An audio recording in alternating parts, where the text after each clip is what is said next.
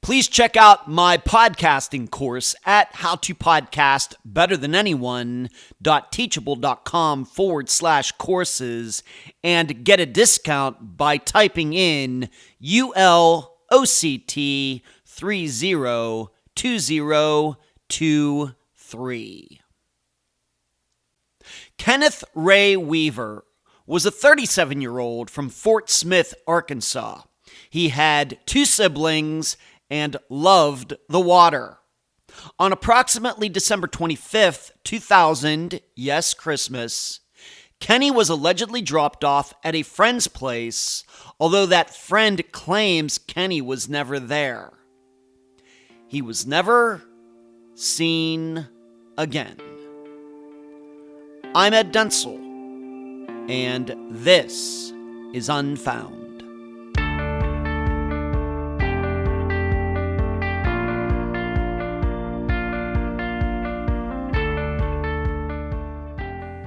Many of you right now are looking at the title of this episode and thinking, okay, Ed has finally lost it.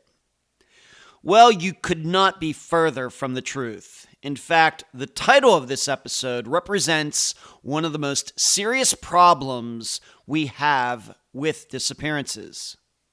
What is that problem? Investigative responsibility. The perception that police departments do everything in their power to avoid committing resources to disappearance cases, to the point they will happily, energetically, joyously try to pass the paperwork off to any other jurisdictions if they can. I don't want it, you take it.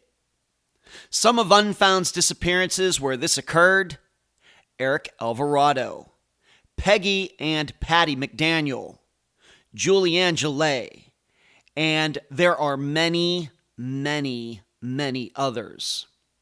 With this most often happening when the missing person lived in one jurisdiction, but circumstantially, if not factually, disappeared from another.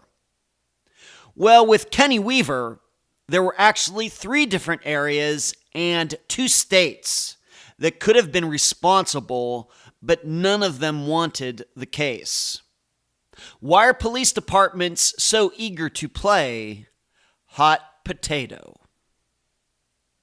And now a summary of the case. This is brought to you by my friend Megan Linez's website, charleyproject.org.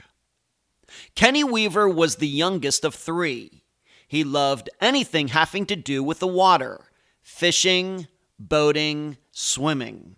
Unfortunately, Kenny's life changed quite a bit when his father died of a heart attack when Kenny was 12.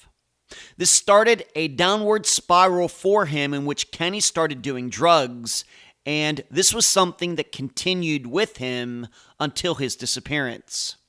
Despite this, though, Kenny kept in touch with family. He was constantly employed and remained friends with guys from his childhood. In fact, at the time of his disappearance, Kenny was due to be moving in with one of those friends to an apartment. So, and accounts differ on the actual date, on December 25th, 2000, that roommate Roger claimed he drove Kenny, who did not have a car, to another friend's place in Pocolo, Oklahoma. His name was Bruce. This is the last time Roger says he saw Kenny. Yet, Bruce claims he never saw Kenny around the time of the disappearance, no matter if the date was Christmas or not. To further complicate things, 13 years later, another friend, Wesley, came forward to say he saw Kenny on Bruce's front porch and gave Kenny a ride to another complex. Whatever the date or circumstances, Kenny was never seen again. Curiously, none of these 3 guys, Wesley, Bruce, or Roger, ever became concerned when Kenny was not seen after December 2000.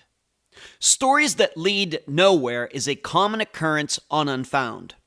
However, trying to decipher them is even more complicated when law enforcement takes no interest in these kinds of disappearances from day one.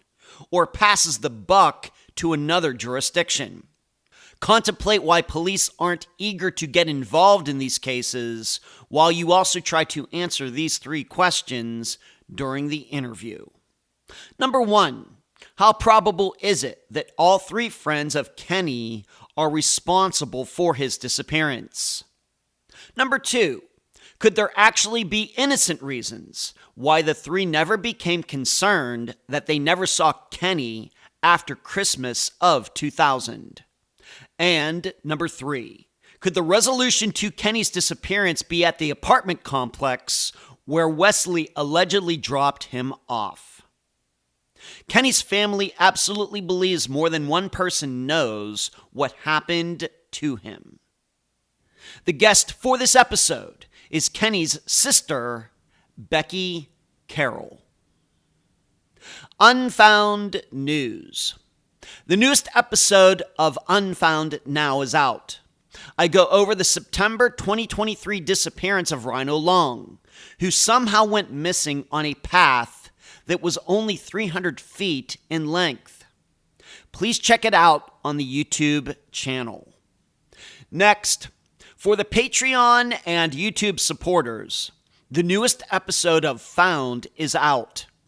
I go from disappearance to discovery of what we might call the most well-known identity theft woman in the United States in the 21st century, Lori Ruff. In fact, she even has her own Wikipedia page now. Please sign up at Patreon or YouTube to partake in the coverage. Finally, another unfound disappearance has been resolved. Sadly, Dennis J. Lushball's remains were found by a hunter not far from where Dennis's vehicle had been parked in 2017 in Kansas. Foul play is not suspected. I'm so happy to have on this episode of Unfound the sister of Kenneth Weaver, Becky Glenn. Becky, welcome to Unfound. Hi, Ed. How you doing? I'm doing good. And I'm so excited to have Becky on this episode. The way I remember it, Becky, is you came to me after hearing another recent episode of a disappearance that I covered of Patsy Clark. Remember? I think that's how it happened. Then you That is emailed me after correct. that. Is that right? That is correct. Right. So you Yeah, know you Dave did an Clark? interview with her son, her son David. Yeah, right. So you know Dave? I do know Are you, Dave. yeah, neat. Okay, very good. Now I realize the disappearance location we're using is Pocola, Oklahoma. Is that how you pronounce it? Pocola? That is correct. All right, Pocola. but there is an Arkansas angle to this as well, correct? That is correct. Okay, and We're we'll on get the in. border. Right. Okay. So we'll get into that a little bit later. So if anybody's thinking, well, Patsy Clark disappeared in Arkansas, we know Dave does a lot in Arkansas. Why is this in Oklahoma? Well, it's kind of all a mixture in this particular disappearance. Okay. It's just so everybody understands that. Correct. Let's start here. Just talk a little bit about the general Weaver family growing up. Maybe how many siblings do you have besides Ken? What can you say about growing up wherever you grew up? You're just the whole being kids together, etc. We grew up in Fort Smith, Arkansas, which is right on the border of Arkansas, Oklahoma. Um, both parents lived in the home. We lost my dad in 1975 when Kenny was 12.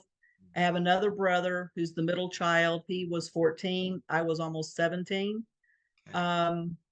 We used to spend a lot of time at the lakes. Both of my brothers are fish. I mean, they live in the water. Huh. They fish all the time, swim all the time, always have. Kenny was happiest in the water. At the water. So all of our vacations, all of our weekends were spent camping, fishing, being out on the boat. Yeah. And then when your dad died, of course, things changed a little because we became a one-parent household with one income. Um, we didn't have house notes, but we had everything else, all the other bills, and mom had 3 children to raise. And Right. things did change a little bit. Both the boys started having some problems with drugs. And Kenny had a chip on his shoulder after Dad died. He became very angry. He became a little standoffish that he wasn't before. Okay. And then he disappeared on us, and we've had no contact in almost 23 years. If I can ask, did you think this chip in the shoulder and how this affected it? Is it the way that, if I may ask, is it the way that your father died? Was it sudden? It was in an accident? If I can ask, what happened? It was very sudden. He died of a heart attack. Oh no! He was 47 years old. Wow, very young. So he was young. It Yeah, was unexpected. yeah. Just one Sunday morning he was there, and then by Sunday at noon he was gone. Wow, and so, like you said, it affected your two, I guess, two younger brothers, very negatively. How would you say it affected you? You were 17, a little older. Was it different I because was you're older. a girl, a woman, or what do you think? I took on some of the responsibility for my mom. Like I made sure they got to and from school, um, spent time with them, just anything that I could to help mom out. I Yeah, grew up pretty fast, right, so right. the teenage years changed for me. Yeah, right, of course. Of course. Did your mother end up marrying again? Did she another man eventually in her life, She or did. did? And how She did did. that She go? got a new husband, and he brought four children into the marriage. He had a son Wow. and three daughters, so Wow. we became a family of seven children. Wow. Um, not all of us lived at home at the same time, at that Okay. time, but there was Okay. three of us who had already moved out, so there were four kids in the home at that point. Mhm. My stepdad was awesome. How was he? Nothing bad to say about him. Mhm. He the only way you could tell whose kids were whose was by the way we looked. Yeah. My brothers and I looked like my mom. His kids looked like him, but we were all treated exactly the same. But knew, being that he was such a good guy, it sounds to me though that we'll eventually, of course, talk about Ken. Did it change much of the family dynamics? Maybe the trajectory that Ken and your other brother were on, being that you said after your father died, they kind of went in the wrong direction. Did that change the trajectory at all? Of a good guy coming into your mother's life or not? Not really. They stayed on the same path. As they got older and got out on their own, their drug addiction became worse. Okay. Um, you know, but Hmm. having Bob, our new stepdad in the home, it didn't really change a whole lot there. How did they get along with him? They got along with him fine. They, of course, he wasn't dad, Yeah. and but they respected him. He respected all of his kids. Um, we always had Christmas dinners, Thanksgiving dinners, family get-togethers, Fourth of July. Everything was Wow. always at mom and Bob's house. Wow. And we would have usually 30, 40 people there at a time. So Oh my God. Wow. that's our family get-togethers, is 30 to 40 Wow. people. How do you keep all those names straight, Becky? Sometimes you Wow. don't. Okay. You just say, "Hey, you come here." Hey, you. Yes. Hey, you. Okay. All right. Great story. Yeah. Well, okay. So thank you for that. All right. So, and would you say, of course, is your other brother still alive? My other brother is still alive. Yes. Okay. And how, your relationship with your two younger brothers, even though it seems like they maybe went on a little different path than you did, how close would you say you were with them as you maybe got into the 1980s and on? We were always very close. Always. Now we could fight among ourselves, but if anybody from the outside came in on that argument, then we all three turned on the person coming in. So we were always super close. Okay. Um, and we'd been that way most of our lives. Okay. My other brother and I, we are still real close. Randy and I are Okay. still super close. Okay. Thank you. All right, let's just talk now about Ken in particular. Of course, he is the one who is missing. That's why we're talking. And you said that your father's death didn't seem to affect him in the best of ways, kind of went down the wrong path. Maybe that continued right up until he went missing in 2000. But what can you say about his personality? What kind of interests and things that was he into? We'll get into the addiction here in a bit, but just outside of that, you already said he liked to go swimming. Did that continue as he got older, or what else did he do? Oh yeah, he was a water baby. If he was around the water, he was happy. He could be swimming in the water. He could be hiking around the water. He could be fishing in the water. Fishing was his favorite pastime. Hmm. And both the boys were that way. They had a love for water. I was the exact opposite, but they always loved the water. I'll stay on the boat, you guys. I'll stay on shore, you guys go and That's do right. I'll what guard you the guys boat. do. You guys go do your thing. Okay.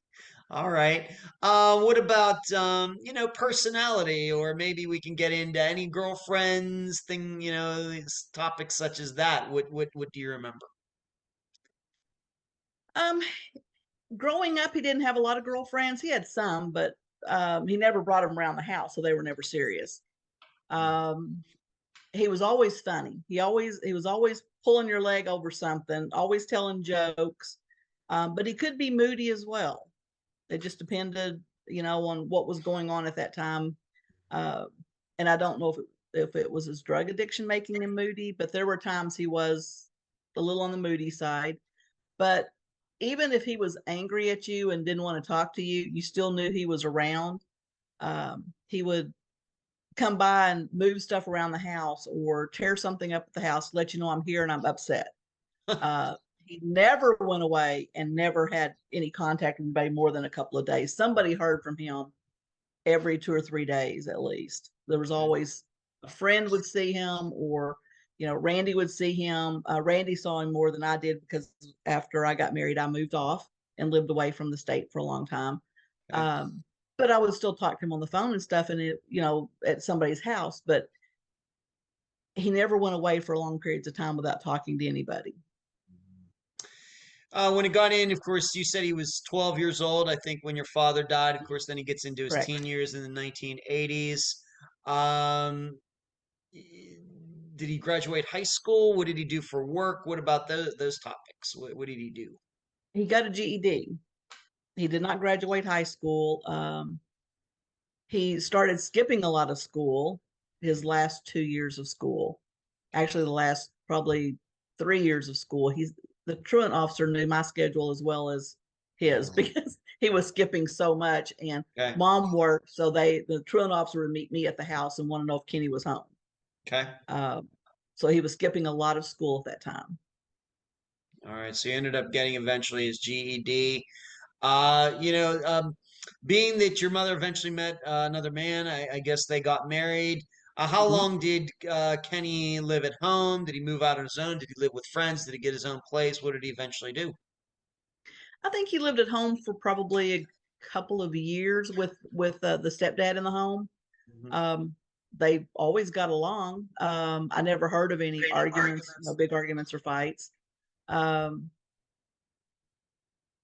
but he lived with mom. Right before he disappeared, he had back surgery and stayed with mom for a few months to recover.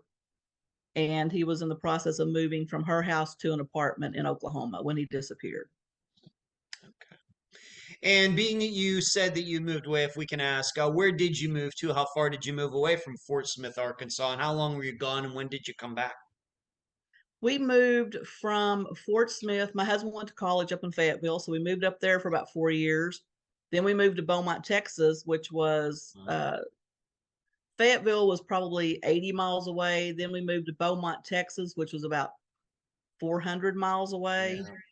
We lived there for 5 years, then moved to Connecticut for another 5 years, and then we moved to Houston, right outside of Houston, for 15 years. So I Oh, was gone for a long time. right. Okay. And how during that time, how often would you talk to Kenny? Of course, this would have been before social media. How often would you talk to him on the phone, or would you get news from him from like your other brother, your mother? How would you find out what's going on with him? Usually I get news from mom. When I couldn't make it home for holidays, I would always call and the whole family would be there. And of course, the phone got passed around.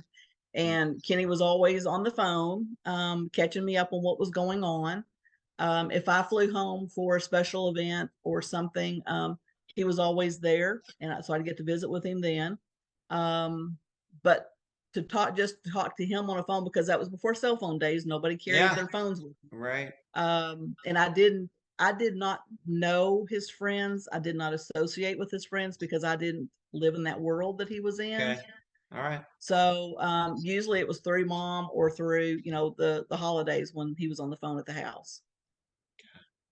All right. So when you say about you didn't really know his friends, it's because they were friends that were kind of mixed up in some of those things that he Right. was mixed in, and you just kind of distanced yourself Correct. from them. Okay.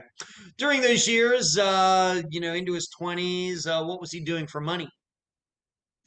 He did siding. He put siding on homes. At one time, he even had his own crew Wow. that they went out, and they worked for a major company here in Fort Smith. So he did a lot of siding. He did a few other things, but just odds and end jobs. But mainly siding is how he made his living. Okay. Let's move on now so we get a little flavor for Kenny as a person. And just have to remember that during a lot of this time that Becky was, of course, you have your own life to live. It's something that seems like things that comes up quite often in a lot of these disappearances, that all these siblings and other people, you have your own life to live. Your brother, Correct. you love him, not your responsibility. Okay, you're That's trying to correct. figure out what happened to him 23 years ago. I give you all the credit in the world, but when Kenny was still around and you could talk to him on the phone and everything, when you want it, I guess, not your responsibility. He's a grown man. He's going to make his own decisions. We just have to always That's correct. preface that for these kinds of talks. His addiction, being that we've already mentioned it a couple times, when did it start? Do you personally remember the first time you realized something was going on? Did somebody have to tell you? What do you remember about it? I realized it was shortly after Dad passed away. I knew that he was smoking marijuana. I found a marijuana plant growing in my mom's flower bed. Wow. Okay. It's camouflaged amongst all the The other camouflage. flowers. Interesting. Nicely done, Kenny. Well, and the Okay. problem was I knew all the cops in town, and they would stop by the house. So, so I pulled the plant and confronted the boys to find out what was going on Uh-huh. because I didn't want mom to get in trouble. Yeah, of course not. Yeah. Yeah, okay. All right. So that was like first indicator. Okay. Uh Once again, I realize you were out of the area, but other people telling you, when do you think maybe we might say that it became a problem? Probably when he got out on his own, it started getting bad, I think. Hmm. And So what kind when of he drugs was, are we talking? What kind of addiction are we talking about here? I know we took pills, a lot of pain pills. I have heard that I've been told he did meth, but I've also been told by other friends that they never saw him do meth. Mm-hmm. He was arrested about 8 months before he disappeared for marijuana, and he had possession of heroin. Wow. Okay. And he was released the next day. So apparently, the heroin, he didn't have a lot of heroin on him. So I don't know if it's personal use. I can't get that information from the police, so I don't Okay. know. So let's say, just of course, we have to remember he went missing in the year 2000 on Christmas Day, which of course we're going to eventually get into that particular day. But over the course, let's just say the 1990s, was he in and out of jail due to drugs, or is this just something he was a user and just kind of stayed off police radar? How do you remember it? He was a user and he stayed off the radar. He did not get arrested much. I think there's only 2 arrests that we know of that he had. And the one a few months before he disappeared was one of them.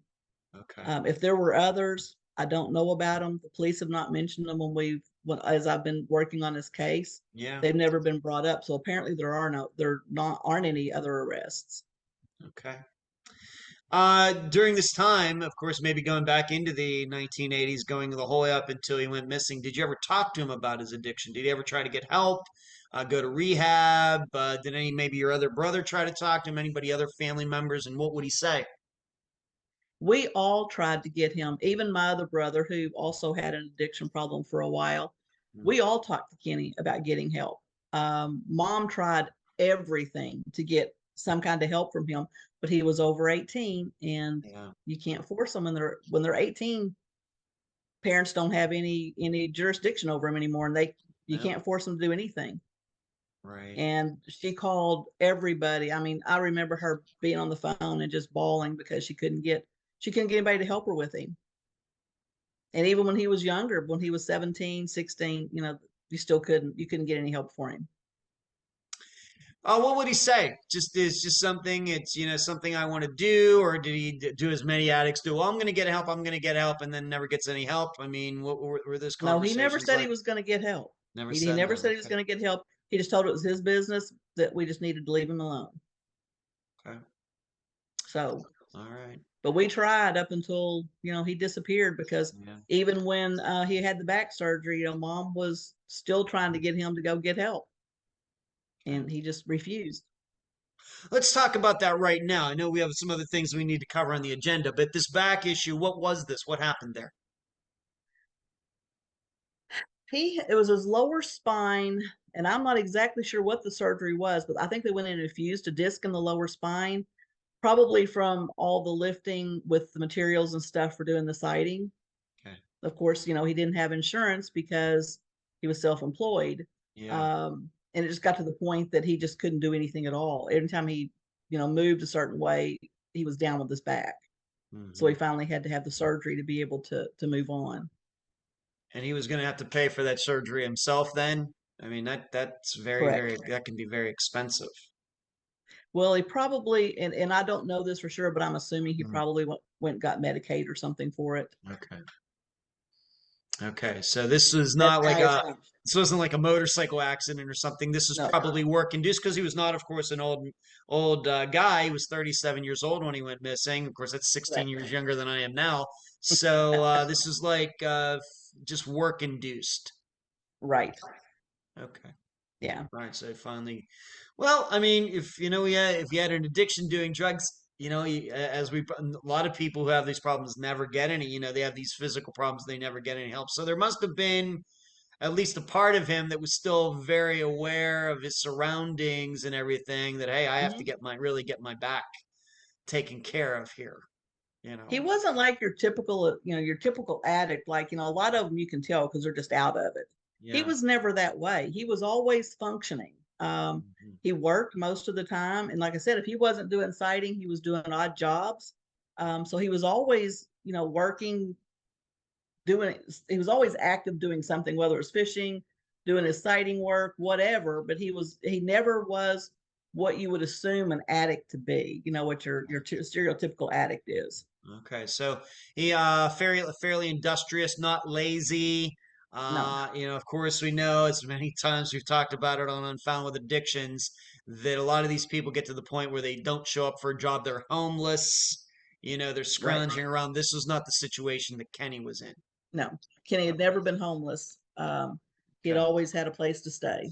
Okay. Well, let's move on to that. What was he doing? Where was he living? We're going to get into how he was moving, seemingly, allegedly, into this new apartment.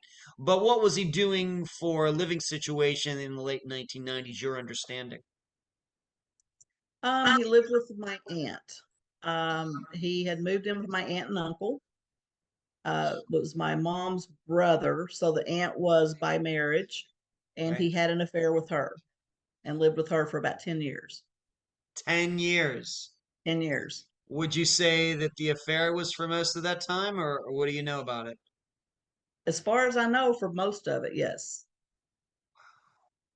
Okay, and of course, this is something that I knew of, but I don't know if I knew it was for 10 years. I think that's maybe new information.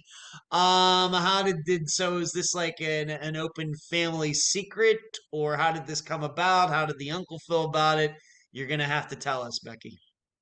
Yeah, I don't even know how we found out about it, but at some point we realized that there was an affair going on. Kenny was never ostracized for the family, neither was she. She was invited to the holiday, dinners and everything else. Um, my uncle was not happy. He moved out of the home. He was an alcoholic, so their marriage was not a good marriage. They got married when she was very, very young. I mean, Okay. we're talking less than 16. Oh, And okay. they were both alcoholics, and a very volatile relationship. And Probably. I asked, I'm nosy, I'll ask anything. And I happened to ask who put the move on who. Mm-hmm. I'm curious. You don't have to answer me. Mm-hmm. And she said that she had put the move on him. Okay. All So, right. So she owned up to so it. she And owned this is up to all it. something that was known before he went missing. Yes. Okay. Yes. We all knew about it quite a few years before he went missing. We knew it had been Okay. going on. He had been split up for a few years when he went missing. And so this is an aunt by marriage. So this is his uncle's wife, but she Hmm. was very young when she got married. So were Kenny and she actually kind of close in age because of that? Is that like kind of what brought this on, or what? I really don't know why he would be that way with her. I never could understand it. But Mhm. as long as he was happy, it, we were happy.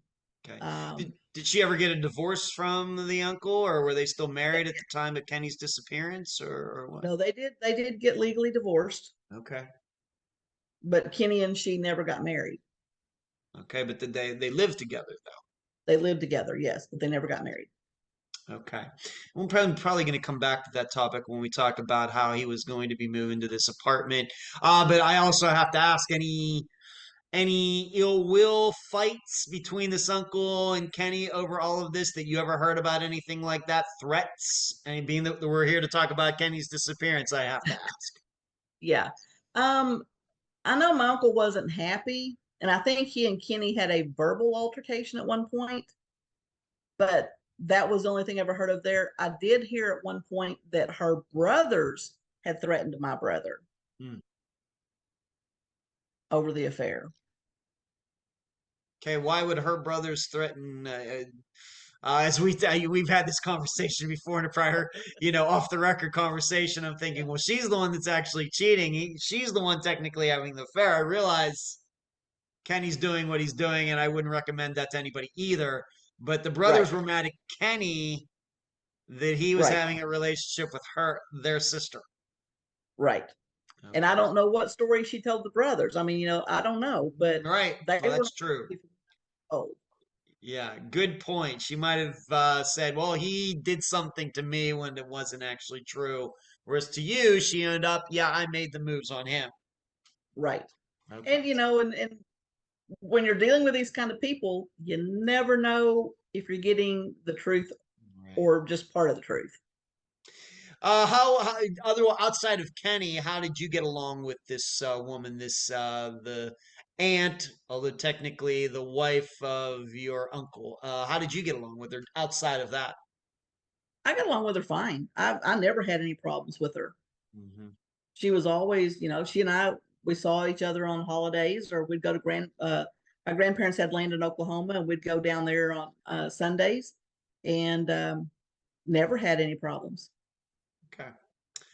All right, now we're gonna come back to that a little later, but I'm just going to name some names, and all we're gonna do now for the listeners is we're just going to give them a little general details about each of these guys, just in what you know about them, a little bit of their background, and we're of course going to talk a lot about them a little later. But just in general, what can you give general details regarding this guy Bruce, who is going to play a key role here later? What can you say about him? My understanding is this is somebody who knew Kenny when they were like little Hmm. kids, but what can you say about Bruce? Bruce lived not too far from us when we were children. Bruce ate dinner at our house more than once. I mean, he was there quite often. Our house tended to be where the neighborhood kids congregated because my parents are big kids and they played, they went and played ball with us or whatever. Bruce was there quite often. He was just part of our childhood. Hmm. Was he, once Kenny started going down this path of drugs, was this something that Bruce did as well, as far as you know, or did they stay being friends, or did that split them up? Of course, we know that they knew each other in 2000 because that's going to come up here in a bit. But what is your understanding about when they became teenagers into their 20s, as best as you can tell? Bruce, from what I understand, also had an addiction problem. Okay. He was addicted, and I've also heard that he sold. Don't Okay. know that for sure, but that's what I've been told. Okay. Bruce and Kenny about the same age. Kenny actually might be, I think Bruce is closer to my other brother's age. So Kenny might have been a year or so younger than Bruce. Okay. All right. So I'm pretty not exactly close. sure how old Bruce is. Pretty close. So family Yeah, friend going back to when they were maybe even preteens. You knew him coming over to the house, hanging out, doing whatever you like you said, maybe going fishing with Kenny, other things. Okay. And they right. continued to know each other the whole way up to Kenny's disappearance. Correct. All right, thank you. Next guy, his name is Roger, and this is the guy who was allegedly going to become Kenny's future roommate. But what do you know about him? What can you say? How did the two know each other? Did he also know Bruce? What was the connection between Kenny and Roger? Roger did know Bruce. I've been told that Roger was a friend of Kenny's.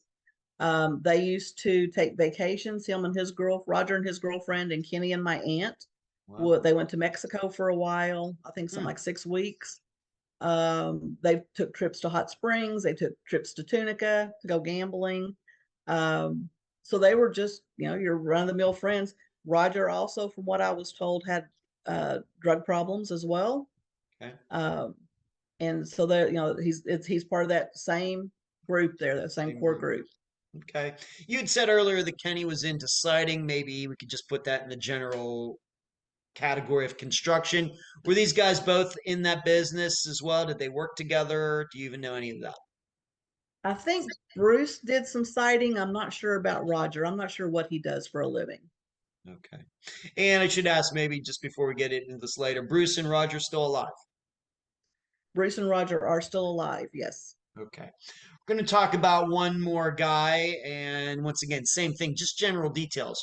Wesley, what do you know about him? How did Kenny know him and maybe his connection to those other two guys that we've already discussed? Wesley was part of that same group. He lived in a trailer house. I think there was one or two trailer houses between Bruce's and Wesley's. And Wesley and his wife lived there. Bruce was in the trailer house with his mother. Hmm. Um, and so they were all part of that same group. I don't know how Kenny met Wesley. I think Wesley at one point was doing sighting as well. Wesley left. He was one of the first ones to contact me after I created Kenny's Facebook page to let me know what he knew. Okay. I mean, almost instantly, he was in touch with me. Okay. Of course, with Bruce, you knew about him before Kenny went missing. And do you ever heard of Roger and Wesley before Kenny went missing? I had not known. No, these were guys that you didn't discover, you didn't find out them. Of course, we know their last names. We're not going to get into last names here. Right. But so you didn't find out about Roger and Wesley until after Kenny went missing. Correct. Okay, but it was fairly quickly after Kenny went missing, correct? Fairly quickly. Yes, they were one of the first names that came up. Yeah. Okay, and we'll get into how their names came up later. All right. Overall, once again, reminding everybody that Becky has had her own life to live. She's not even living in the area where this happened of Pocola, Oklahoma. But just as far as you can tell, we have to remember this disappearance happened on Christmas of 2000. How was your family feeling about Kenny and how his life was going? What was your perception of how Kenny's life was going toward the second half of the year 2000? What can you say about that time? Well, it's just like any other year. He was still coming to holidays. He'd been to Mom's on Thanksgiving. Mm. That Christmas, he was supposed to show up and didn't, which sometimes that happened, but usually we would hear from him in a day or two with whatever reason that he hadn't shown up. His car broke down or he couldn't get a ride or whatever. That year he just didn't show up. Of course, the dinner was still had at Mom's. They still had Christmas. We realized that right after the first of the year that no one had heard from Kenny, and so Leola called my mother or Oh, my aunt. we'll get into that. I'm sorry, maybe I misled you a Okay. little bit on my questioning. Okay, I'm I'm sorry. just asking you right now, the second half of 2000, if there's anything that was unusual, it seemed maybe that Kenny had taken a turn for the worse regarding his addiction, or, his relationship with the aunt, anything that really stopped out, really Kenny's took, something, man, it's really gotten worse over that year. Anything like that? Not that I know of. They Any, seemed, everything seemed to be going okay. Other than him just not showing up. That was the first clue that we had that anything really was going on. Kenny was pretty private with his life, and like I okay. said, he was a functioning addict. So he had the back surgery, and then was going to move into an apartment. He decided he was healed up well enough. He was going to move into the apartment with Roger. Okay. And we have to That was remember, like you ultimately said, he got this surgery and he was living with your mother. correct for And a few months. Yes. speaking to your mother about that, maybe at the time or even after the disappearance, how did that go with Kenny suddenly being at her house for a few days in a row? How did that go? Um, Everything was going well. At one point, she told him he had to get a job. He couldn't sit around and do nothing. Okay. It's time for you to go back to work. He was trying to get on at a trucking company. I don't know what happened there. He was also in the process of moving into the apartment with Roger. Over the apartment was going to be in a little town called Poto, Oklahoma. Okay. And so the plan was for him to move in there. Mom gave him some household items, bedding, pots and pans, stuff that, that they would need, household items that they would need for the apartment. And everything was, looking good. He was getting back out on his own and going to try to go back to work. Okay.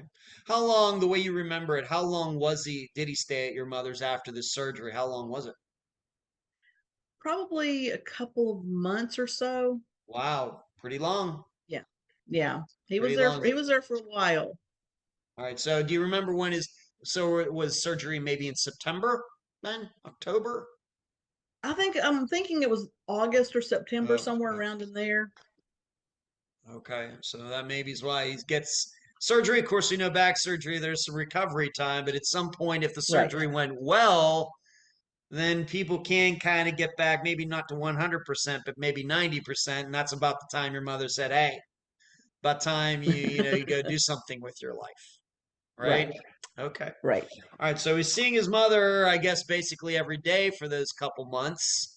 And so that Correct. was nice. And of course, she got to see him up close. And there was nothing that your mother said after the fact, after he went missing, that, during those 2 months, man, I really saw some bad stuff. She never said anything like that. Mm-mm. Nothing. Mm-mm. Okay. All right. When was the last time that your family saw or spoke to Kenny? Who was that person and when was it? The last time that I know was Thanksgiving when he was there and the whole family was there. Hmm. Some of his friends saw him between Thanksgiving and Christmas. Okay. He had talked to mom a few times, and I think at one point he had, like a couple weeks before before the Christmas, he had come by mom's, and that's when she gave him the stuff for the apartment. Okay. She'd gone through her stuff and found some stuff that she could give to him to take to their apartment to help him out. Okay. When he left your mother's house, did he go back to living with the aunt or where did he go? No, he went to that apartment that he was sharing with Oh, Roger. okay. So that's where he went. So Mhm. this wasn't something where he was planning to move in with Roger maybe in January of 2001. By the time that he went missing, he was already moved into that place and living with Roger. Correct. Okay. Correct. Now I'm going to come back to something that you brought up earlier. Why wasn't he living with the aunt anymore? Did they break up, or what? Do you have any understanding? Why didn't they continue to live together? That seemed like it would have been worked out for both of them. Yeah, they broke up. They've probably been broken up a couple of years Oh, when okay. he, So they were not yeah, they've dating. been broken up for a Okay. while. Okay. All right. So they were not a thing anymore in No, 2000. I guess everything just kind of ran its course. right. Okay. They, for whatever reason, they just went their separate ways. Okay. Let's move up to December. So I guess what we're also saying though is, for example, nobody that you know of heard Kenny's voice on, let's say, Christmas Eve or December 23rd or 22nd or 21st. Anybody that you've ever encountered who you trust actually spoke to him on one of those days. really close to this accepted date of December 25th. What can Yeah. you say about that? Wesley said that he had seen Kenny at Bruce's trailer. Hmm. He and Wesley and his wife let Kenny come in to warm up because it was a very cold day, and the only jacket Kenny had was a jean jacket. They let Kenny come into their apartment, into their trailer house. They were getting ready to go eat. The first time I talked to him, he said it was Christmas Day. The second time, he said it might have been Christmas Eve because the restaurant may not have been open on Christmas Day. And in Fort Smith, a lot of things are not open on Of Christmas course. Day. Right. So he said that they got Kenny in, Kenny warmed up, they were getting ready to go out. They tried to get Kenny to go with them. And he said, no, just drop me off at an apartment over in Fort Smith. And so that's what they did. They dropped him off at an apartment there of a buddy of theirs. And when they pulled up, there were two guys there from Missouri. And Kenny was like, oh crap, and they were like, well, Roger was like, I mean, not Roger, Wesley was like, why don't you just come and go with us? Just go ahead and go have lunch with us or dinner with us. And he's like, no, I'll be fine. Just, I'll go on in. And Wesley offered to go in with him. And Kenny said, nah, it'll be fine. Just go on. You guys go have a good dinner. And that was the last that we know of that anybody saw Kenny. But we have to preface this is when did Wesley tell you the story? How long after the disappearance did he tell you this story? Oh God, that was 2018, I believe, is when I started the Facebook page. All right, 2019. All right, so So 18 years it was a later, lot of 19 years. years later, he knows that Kenny's missing, but he doesn't tell this story to anybody in Kenny's family for 18 years at least. Correct. Okay, so we Correct. just have to, we'll come back to that story in a bit. All right, so for December 25th, 2000, expecting Kenny to stop by. He doesn't stop by, but not totally unusual. But so when Right. do people start realize, you know what, something's not right here? What happens? We get a call from the aunt, and she had said that she hadn't heard from Kenny. She wanted to know if any of us had heard from Kenny. And this was like right after the first of the year, a couple of weeks after he should have shown up.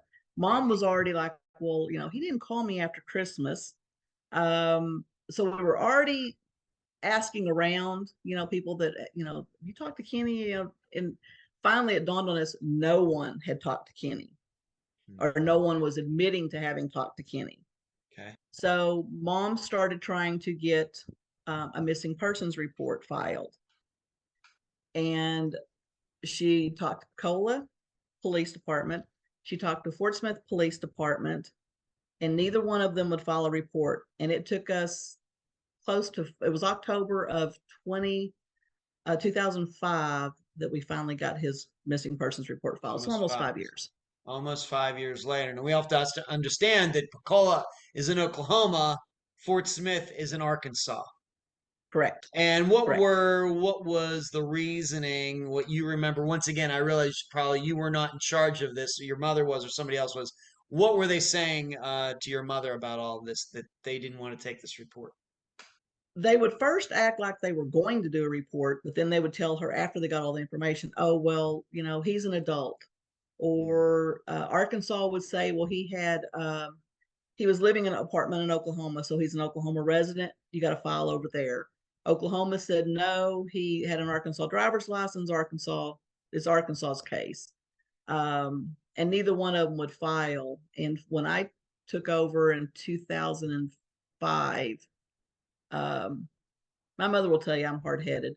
So I got on the phone with the police. I got a hold of the police chief. I just went straight to the top in Fort Smith and explained to him what was going on and what we had heard a rumor that Kenny had been killed. And we talked to them, and that the police chief asked for 48 hours to see if they could come up with anything. And the detective called me back in 36 hours and determined it was foul play and got Cola. He went over to Cola and got them to file the report. Okay. In your mind, what jurisdiction makes more sense? Fort Smith, Arkansas, or Pocola, Oklahoma, for being responsible for this? Well, with the information I was given in 2019 about Kenny being taken into Fort Smith, I would say Fort Smith. Okay. But also the person that gave me the information is part of that group. I Not don't know if trusted. the information I got was 100%. Okay. And all right, so this is the reason we have this. And once again, the apartment though was in Pocola, Oklahoma. No, the apartment was in Poto, Oklahoma. But it was in Oklahoma. All right. Okay. But he So was it was a supposed to have been dropped off at a buddy's house in Pocola, Oklahoma. okay. All right. So we have these two different states. Sounds like Pocola has its own police department. Does this other Oklahoma City have its own police department? It Or not? does. It does. Yes. And then we have Fort Mhm. Smith. So we've got three different police departments here. Nobody wants to take any responsibility, and it's something that I've called the hot potato. I don't want it, you take Yeah. it. I don't want it, you take it. Just throwing it back and forth, back and forth. Right. Okay. At the time that he went missing, of course, late 2000 going into 2001, I realized the report was not filed till 2005. But did Right. anybody be able to track down, these guys we've already talked about, Roger, Wesley, Bruce, any of them come forward at that time, contacting anybody in your family saying, we haven't seen Kenny for a while? What can you say about that? Just that very small time frame of maybe that month into 2001. No, we did not hear. Nobody, none of his friends or anybody contacted us at all. Mm-hmm. All We right. didn't hear from any of his friends until way later. Okay, and really what we're saying is even though Kenny and the aunt weren't a couple anymore, she was actually the one that finally said, you know what, I'm the one who hasn't seen Kenny in a while. Correct. She's the only one who contacted us. All right, all right. Outside of remember, once again, she was only an aunt Right. through marriage. The Right. only person outside of biological, genetic related people who really raised an alarm of not being able to find Kenny. Correct. Okay. And when did she do that again, if you can remember? Within a month or how long? Oh yeah, it was within a month. It was like a couple of weeks later. Okay. All right. So there was no real investigation on any of this. And what did go on then between 2001 and 2005? When you and your family would get together, of course, Kenny's not there. What would Right. all of you talk about? What were the conversations before it became official that he's missing? We all, among all of us, we all knew something wasn't right. This was not Kenny's normal behavior. Like I said, if he was mad at you, you would know that he was around. But no one had heard anything, nothing. He had never shown up at anybody's place and left a calling card or anything. I mean, he was just gone. Uh, Mom continued to buy Christmas gifts for him. They were always under the tree. At the end of the day, she would, when she thought no one was looking, she'd pick him up and Yeah.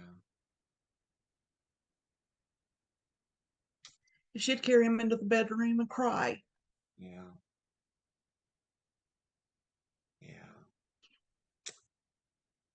It's very sad. And that was hard on, Mm-hmm. I think a lot of us pretended like we didn't see it because it broke our hearts. But, we saw it. How sure, of course, being that he could be out of touch for a while, of course, he didn't show up for Christmas on December 25th. Right. But, of course, we're going to get back to the story of Wesley and everything. But is it very possible that the disappearance date is not December 25th and it's not even December 24th? Is it possible that it could be December 20th, just to throw out a date out there? Is it possible it could have been even several days before that? It could. Okay. All right. So you file this report. You have all the, of course, these Christmases that come and go. You get to October 2005. What you said that you got involved in 2005. What was it finally where you kind of got involved? What was the final straw for you, Becky? Mom had had knee replacement surgery and she was in the hospital right out of surgery. I guess it was the day after her surgery, and she was, still on the drugs from the surgery. And Katrina had flooded, in New Orleans. Right. Hurricane Katrina had flooded New Orleans, 2005. and I was Yeah. due to fly back to Texas because I had flown home for her surgery. And my stepdad and I were listening to the news over Katrina and the flooding, and she said Kenny could be there, and I can't help him. And here she is, she's just out of surgery. She's on all these medications. And I was like, okay, we're done. So I went to our house and I got her file and photocopied it and took it home to Texas with me. And I sit in the car the next day when I got home. I think it was on a Friday, and I sit with my phone charger plugged in, and I called city, state, county, the FBI. If they told me to call somebody, I called somebody else. Whoever they told me to call. So I was on the phone for about 8 hours, and to try to get a missing persons report filed. And that's when I finally called the police chief in Fort Smith, and he was the one who that gave me the detective who determined it was foul play. Okay. Did you get the impression, maybe not the FBI, but all these other jurisdictions, that they ever heard of Kenny Weaver before? No. Didn't seem to you that the name rang a bell at all? No. And regarding the police chief in Fort Smith, he was like, never heard of him. No, he'd never heard of him. Okay. Regarding this investigator who got back to you in 36 hours, are you aware, do you know what this person did in those 36 hours to determine that so quickly after almost 5 years, and within 36 hours, they're making the determination that, yes, it was foul play? Do you know what this person did in those hours? He talked to my aunt, and then he talked to a gentleman. My aunt had mentioned to us that she had found a bottle of pills with the guy's name on it and had given me the name. I gave that name to the detective, and the detective had contacted that person and gotten some information from him. And the information they got from him made them determine that it was foul play. That's what they told you. That's what they told me. All right, so am I then to believe that you said he did have a pill problem, so Kenny had somebody else's had a pill bottle for somebody else? Correct. All right, and it's not Bruce, Roger, or Wesley, it's some other guy? It's another guy. All right, and this pill bottle was at the aunt's? Yeah, she had found it at some point and never mentioned it until then. Huh. That's curious, being that they weren't a couple like for a couple years before he went missing, right? Right. So I'm wondering, I know prescription bottles usually have dates on them. It'd be interesting to know what the date was on that prescription bottle. And yeah, I'd she's trying to say, yeah, I guess where I'm going with this, and for the listeners too, is that let's say they broke up in 1998. Well, what would a pill bottle from 1998 have to do with a disappearance in 2000? Right. He might have been over to see her. Who knows? Right. And maybe brought that over, left even though they broke up. Yeah. All right. So, but it seems to the police this was a viable lead, and this guy told them something that led them. Do you know what he specifically said? If you know, why don't you tell us? Yes, they said that the gentleman said that someone had told him that Kenny had been tied up in the back of a pickup truck at the guy Bruce's house. I see. And this guy he thought they'd been taken to Fort Smith. And this guy was just going to sit on this for the rest of his life without coming forward about it? Is that what we're here to believe? I guess to believe? Well, this guy, from what I have been told, is a very heavy drug addict. Okay. And is not all there because of the drugs. Okay. He's used drugs so much that he's not mentally all there. But apparently he gave them enough good information that they determined that whatever he was saying was reliable. Okay. Is he saying that he was actually there when it happened, or he just heard this through the grapevine, or what? He's saying he was told that. But the detective, when I talked to him, and it wasn't in the detective's report, but the detective seemed to think that he might have been there and seen it himself. Okay. Let's move on then, being that he brought Bruce's name up. Let's just, this is the reason we talked about these guys before. So this is how Bruce's name came up, or did Bruce's name and Wesley's name and Roger's name all come up as possibly being involved well before 2005? Bruce's name had come up as soon as we started trying to figure out what was going on and started getting information. When we were told in that 2001. In 2001. Yeah, 2001. Okay. Kenny had been supposedly dropped off at Bruce's trailer by Roger, the roommate. And Wesley confirmed that by saying that, they found Kenny sitting on the front porch. I found out later that Bruce supposedly was staying with a friend in an area called Fort Coffee, which is a few miles from Pocola, for a week, which is just down the road. So why he was staying there for a week, I don't know, when he had a place already there. But that was the story that we were told. And then, of course, Wesley comes in when he finds Kenny on the front porch where it's really cold, and they bring him in the house to warm up. Right, but we have to remember Wesley didn't tell the story until 18 years later. Correct. Right. Correct. Okay. So, do you remember? Of course, this other guy didn't mention Bruce till 2005. What was it? And do you remember in 2001? Do you know? I realized that you were really on the case at the time. How did his name come up in the first place? Do you even know how it? Do you remember that? Well, I think it's because Leola had said something about Kenny had been over to Bruce's. Okay.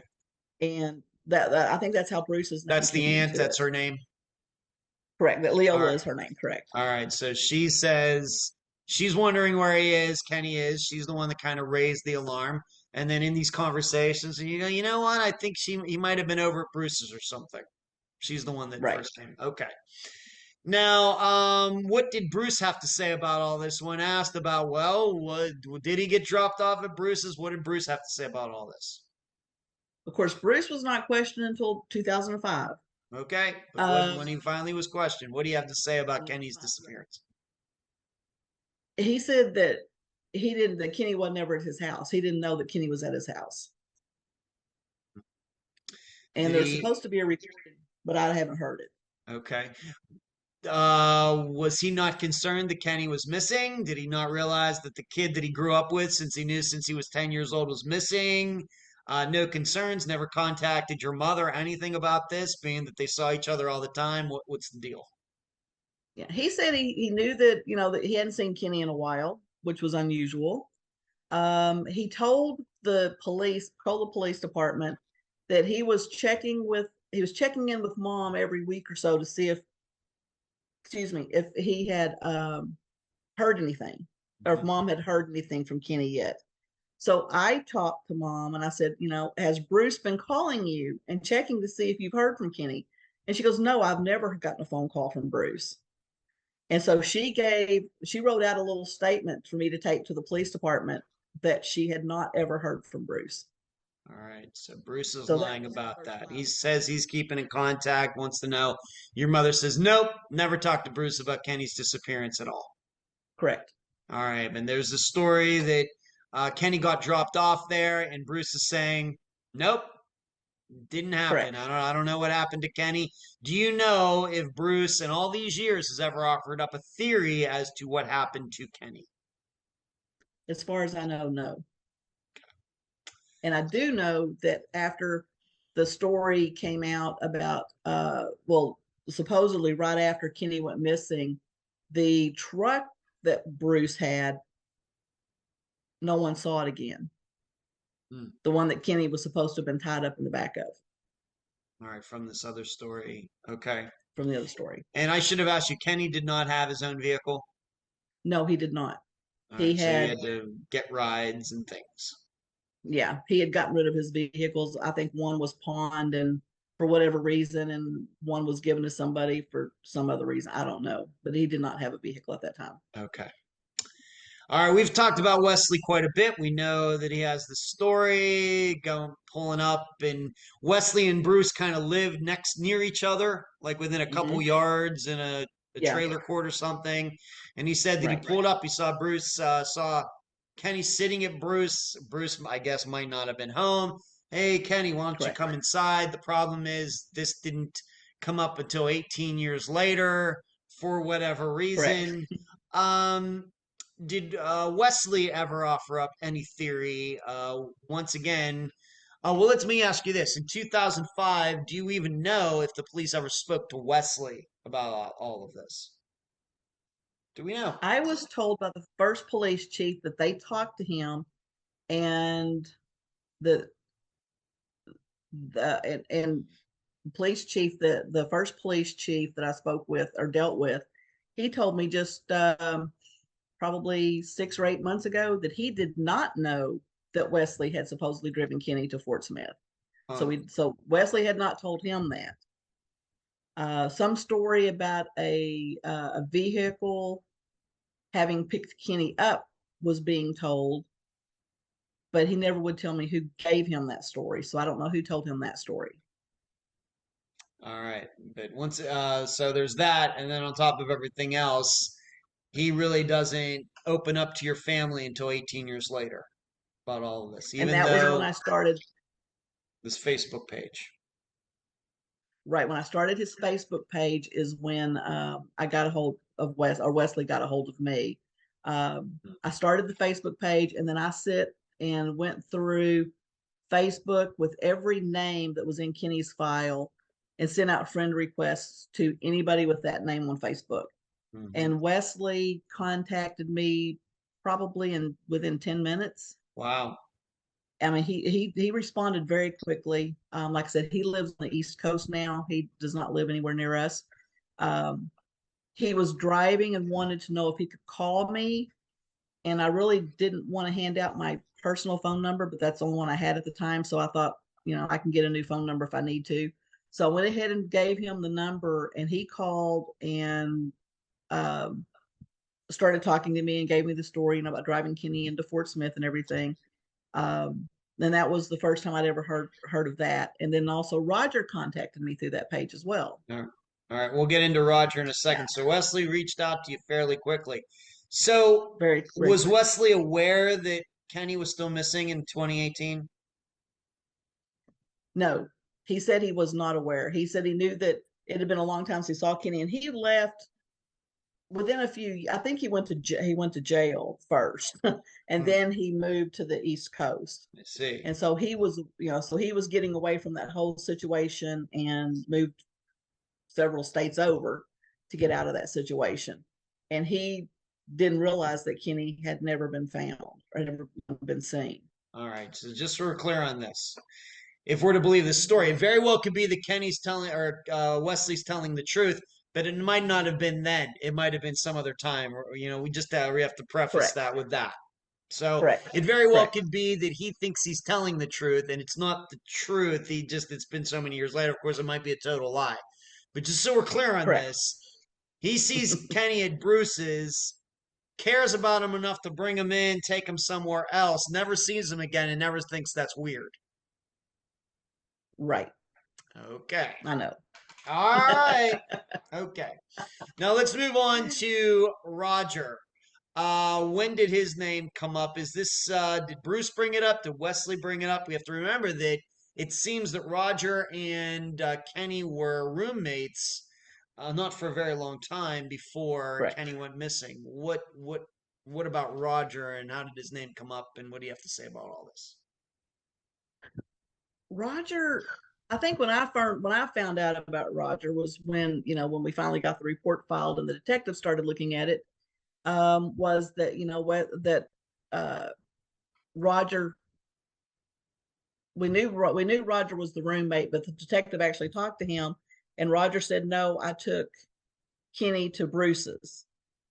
So when the detective, had talked to the roommate to find out, what the story was, what happened, um, and then that's when we found out who Roger was. Okay. But we have to remember Roger and Kenny were in this roommate situation. And is there any proof that Roger did anything to try to track down Kenny, being that they were supposed to be splitting rent and things together? Any proof of that? No, no proof. Zero. And we never Did got any of Kenny's belongings back either. Nothing. Okay. And in 2005, was Roger ever questioned by police once you got involved, or has the police ever questioned Roger since 2005? Supposedly he was talked to in 2005. Okay. And when I did the Facebook and he contacted me, he told me he did not tell them everything in 2005 Well, and that's wanted nice. me to meet him. Yeah, and wanted me to meet him somewhere. I see. And you didn't go, did you? Yes. No, I did not. I was advised by law enforcement and my husband that I'd better not. Right. So, You got a good man yeah. there, Becky, that tells you, no, honey, you're not going. That's Yeah. very smart. Is there a reason that he said he just couldn't tell you this, over Messenger, over the phone, or whatever? He never gave me a reason. He just said that he would not text it. He would not talk about it over the phone. He would only tell me face to face. Okay. And what did he do when you declined to do that, to meet him? How did he react to that? He was not happy. We had several conversations over Facebook. And they got really ugly really quickly. I finally, after one of his posts, told him that I was going to cease contact with him until he could be civil. And he continued to try to push my buttons to get me to respond back to him. And I have completely ignored him. And he is now off Facebook and everything's been erased. But Yeah, I some had really gotten nasty contact. messages that this is a PG program. We're not going to get into, Right. although you've read some of them. And you remember that I was just Oh like, yeah. okay, I got it. Yeah, after Yeah, about they were 15 they were seconds, I getting, was like, okay, I got it. Plenty. Yeah, yeah. weirdo, bad, X-rated stuff. Yes, Okay. very, very bad. Yeah. Okay. So regarding Roger, is there any proof that he ended up getting another roommate? Did he continue to live in that apartment complex? Do we know anything about any of that? Well, I know he's not still living at the apartment because he has, from what I understand, he lives in a little town outside of Fort Smith, Arkansas. Um, not too far from where my mother lives. Okay. And the police are supposed to go talk to him, but they haven't done that yet. Okay. And I've been waiting over 4 years for that to happen. See.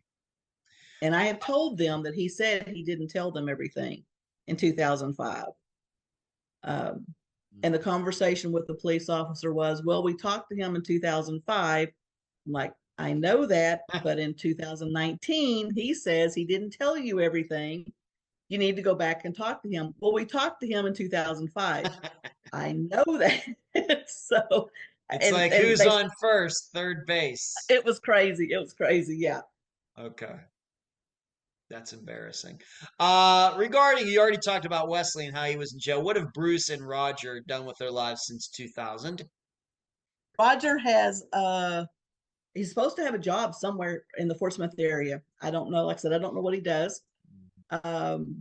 Bruce moved to Reno and was on probation. Or I'm sorry, on parole. He wasn't on probation. He was on parole.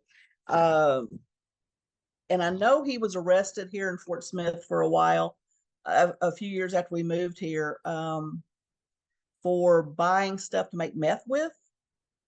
So I'm assuming that's what he was serving parole for, was for that, for his sentencing there. And they let him serve it in Reno because that's where his family was. So even though he was on parole in Arkansas, they let him serve it in a different state, which I did not know was a thing.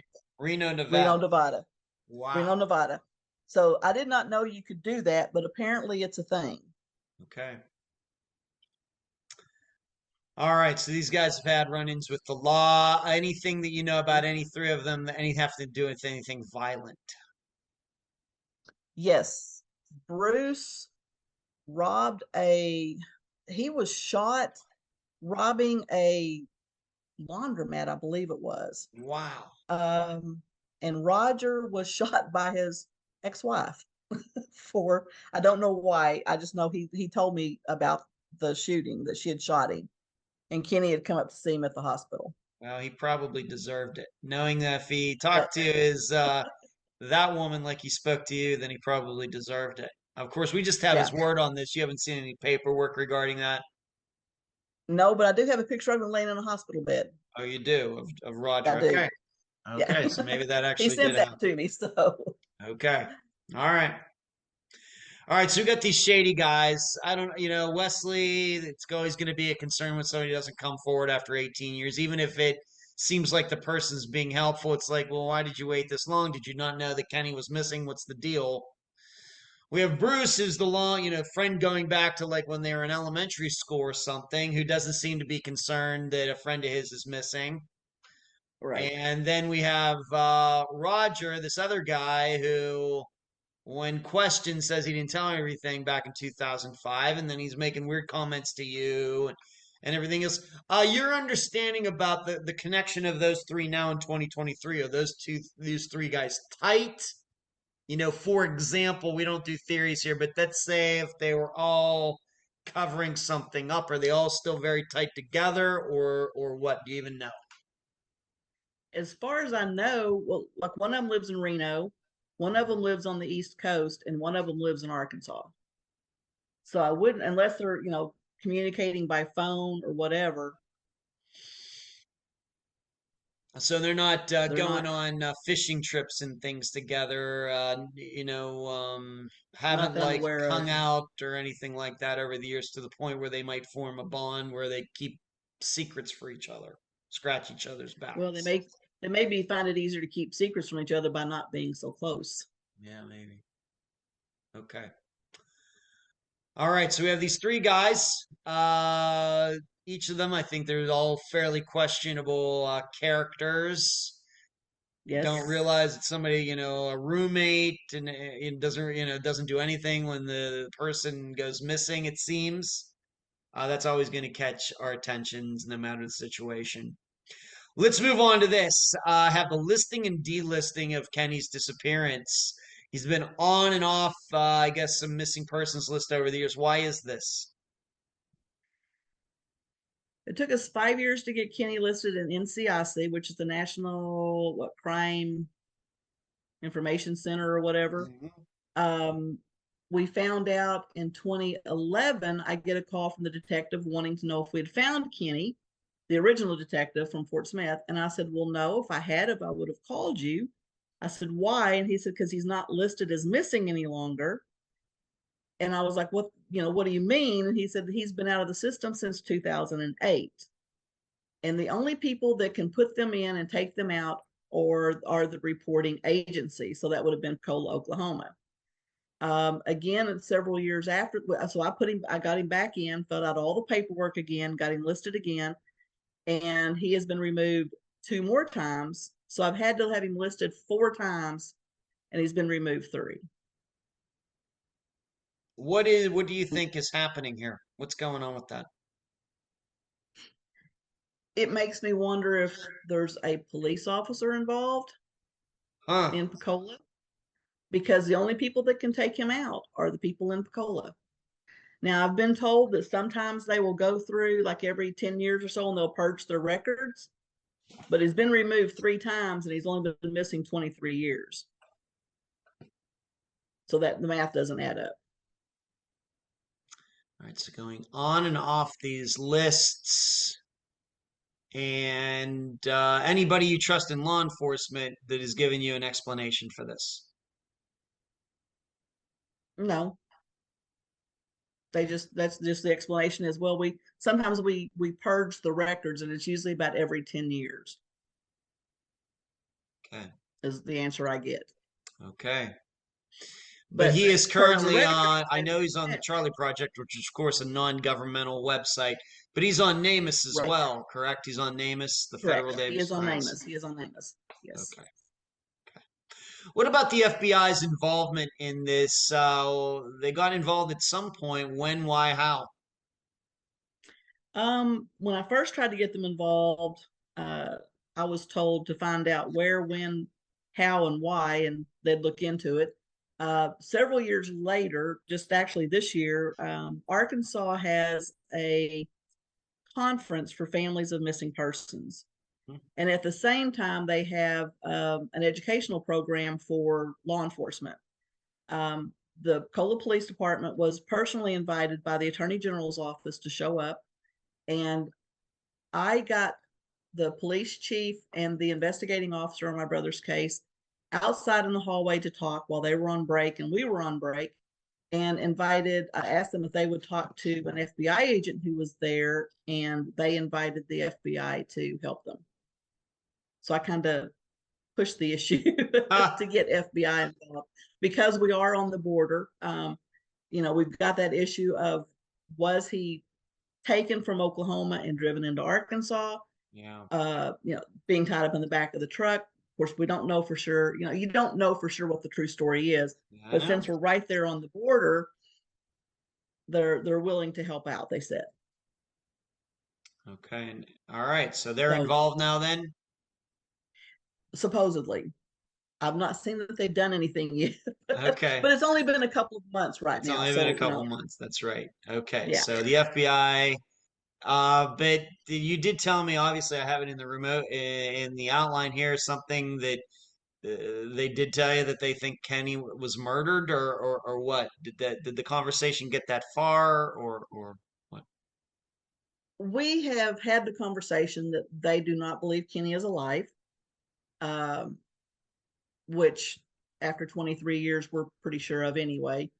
I do want to go back to something you mentioned earlier. Of course, this has to do with this guy with the pill bottle and everything, the story that he eventually told. I'm not sure whether to believe it or not, but I need to ask, is there anything that you've heard about Kenny that would cause anybody to want him to be tied up and anything like that?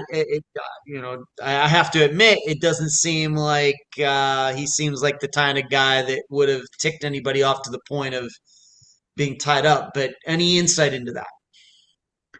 We were told that Kenny owed a small debt to a drug dealer. Mm-hmm. And I was told, and this was by the first detective in Fort Smith, and he said it was a small debt. Okay.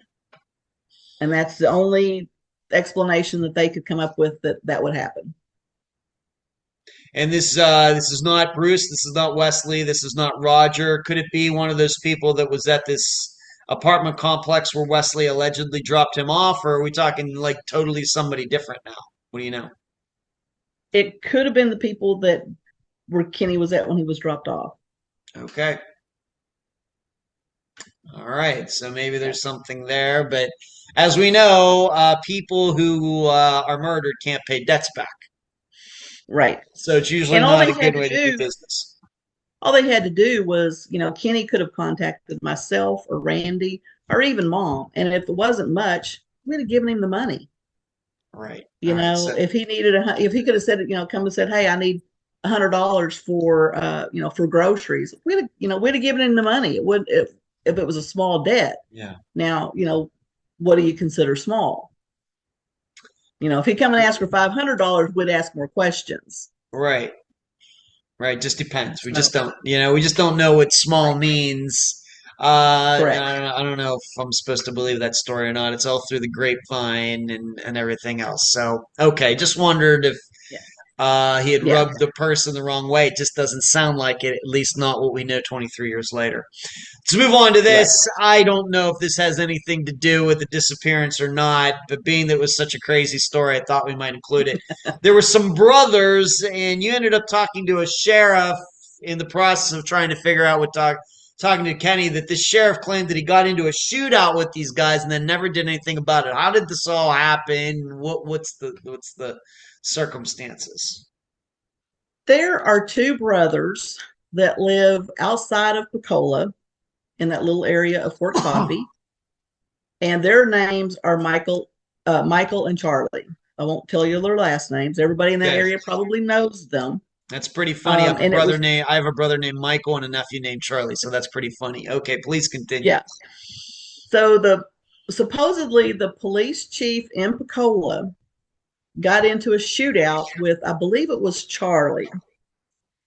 And they are suspects in several cases of harm. I don't know if persons were murdered or just, injured, but there's several cases where they're suspects and nobody will testify against them, is what they're saying. And of course, my question was, well, if they're in a shootout with a police officer, they don't have to have anybody to testify against them. That's right. But this police chief said he was in a shootout with them. That's what he told you. He was in the shootout with them. But did not arrest them. Did not arrest them. When did this allegedly? When was this conversation? When did you have this conversation with this guy? This was back probably in 2006, maybe 2007. Wow, a while ago, 16 years ago. But I have been told by 2 police departments that if they go to talk to these brothers, they take SWAT with them because they're that bad. And I'm thinking, if they're that bad, why are they not in jail? But they are now, but back then they weren't. But they're both doing time in jail now.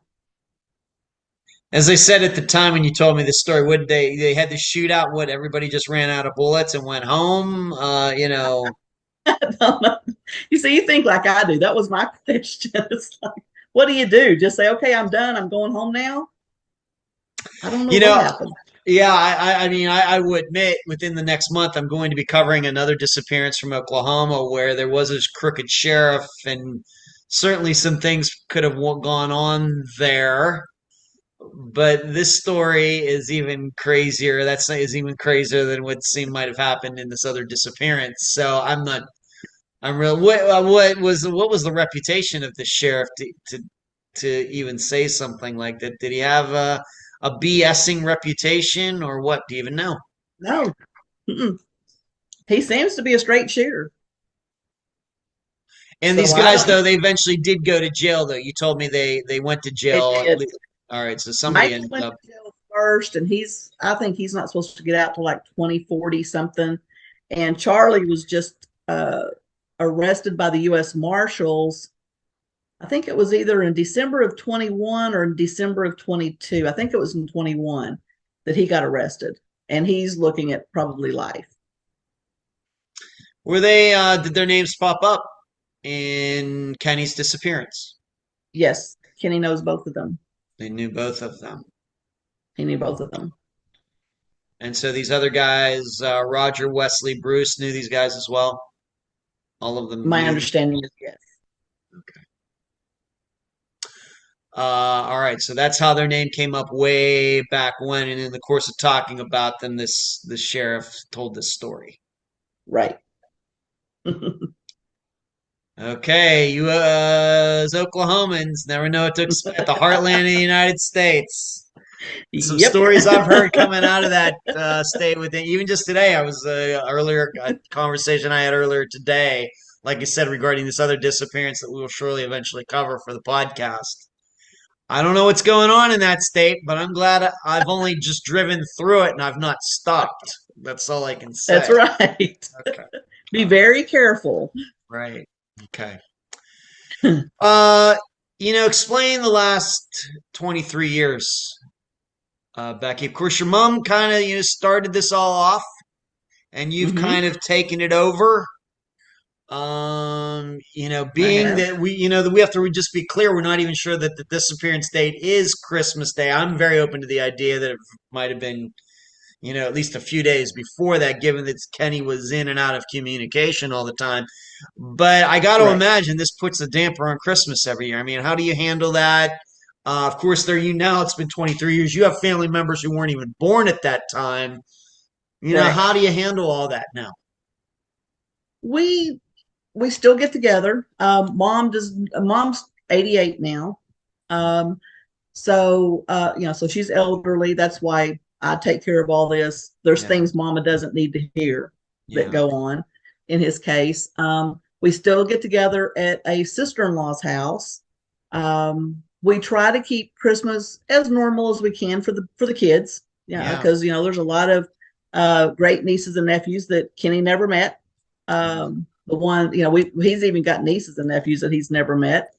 And we try to keep it as normal as we can. Mom doesn't decorate her house anymore. She quit doing that probably 10 or 12 years after he passed. She just Christmas just wasn't the same. And so she just quit. Yeah. So she doesn't she doesn't decorate anymore. We also lost my stepdad. So, Kenny doesn't know that his stepdad's gone. So Christmas is, we try to make it as normal as possible because the other kids shouldn't have to suffer, the little kids. No. So we try to make everything happy for them. But we do talk about Kenny. He's brought up every holiday. We don't ignore the fact that he was there and is gone now. We do talk about him. Some of the kids have seen his picture up at Mom's house and asks about him. And, we tell them about what happened to him and everything. We don't, once they're older, we don't hide the fact that Kenny had a drug problem. We try to warn them because, what better example do you have of what can happen? Right. And so we don't try to hide it from them because we don't want the same thing to happen. I don't know that we can handle having two of them lost. Right. Right. And we want to talk about this also. Of course, it's going to be 23 years this December. But you actually have a search planned for some time soon. How do you decide where to start with something like that and who's involved? And why don't you tell everybody about it now? There is a well that one of the police chiefs wanted to search.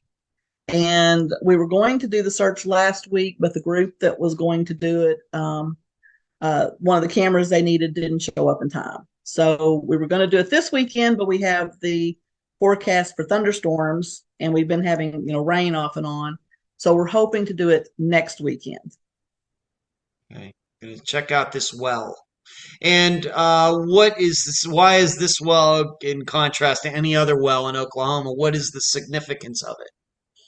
It's right next to the trailer house where Kenny was supposed to have been dropped off by Bruce and Wesley's trailer houses. So the area that it's at. Okay. And to your knowledge, this area has never been searched. This well has never been searched ever. It's never been searched. And the very first police chief wanted to search this well and never could get permission. And now we do have permission from the landowner to go on the property and search it. So the property owner back then wouldn't allow it?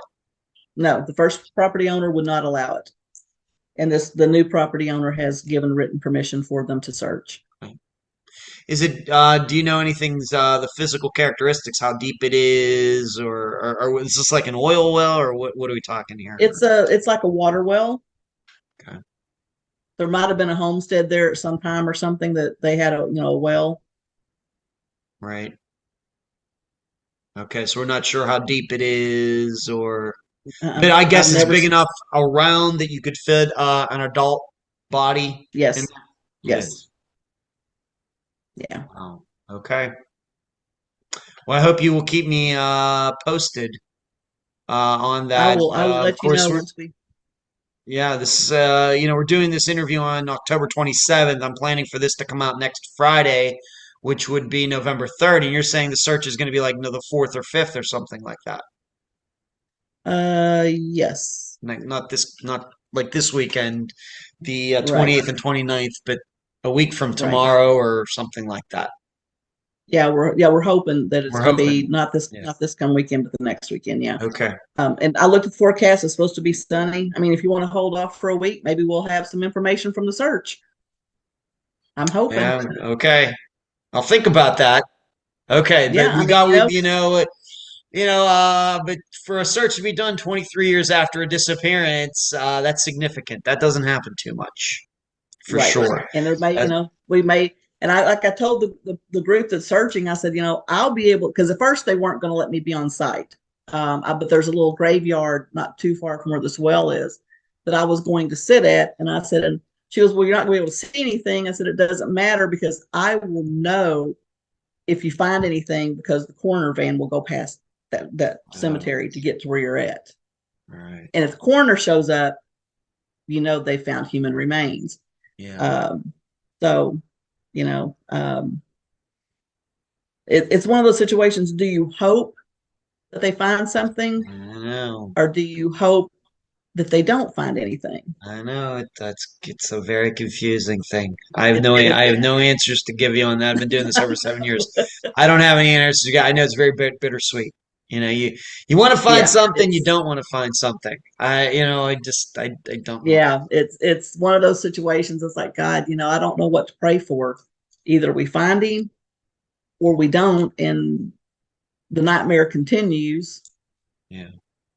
But and I even told the girl doing the search, if they find something and it doesn't turn out to be Kenny, at least somebody's going to get an answer. Some family is going to get an answer to where their to where their loved one's at, because this nightmare is something that no one should ever have to go through. Yes. Yeah, especially with all the ambiguity of it. Yeah, and also on top of that, the suspicion that, not sure there was foul play, but it certainly could be believed somebody covered something up. Right. Because we don't know what happened. Yeah. Was he murdered? Did he have an overdose? We don't know. Yeah. But we just want to bring him home. Wherever he's at, we just want to bring him home so that we know where he's at. The not knowing part is the hardest part. Yeah. So we're just hoping that someday we find him and can bring him home and have some peace of knowing that he's found and he's got a resting place and we know where he's at and we can quit worrying about him. Do you have a Facebook page, website, anything like that set up for Kenny? If so, why don't you give it to the listeners right now? His Facebook page is Missing Kenneth Ray Weaver, and we can be reached through that. I also have a personal email. It's Missing Kenneth Ray Weaver @gmail.com. I'm the only one who has access to that email account. If you know anything, or anything that you know of that Kenny was doing in that time frame in 2000, just let us know. Whatever little tidbit of information you've got might be that one piece we need to put everything together. And so you contact me through Facebook, contact me through the Gmail account, and I can get it to the cops without bringing your name up. Just get us that piece of information that we're looking for.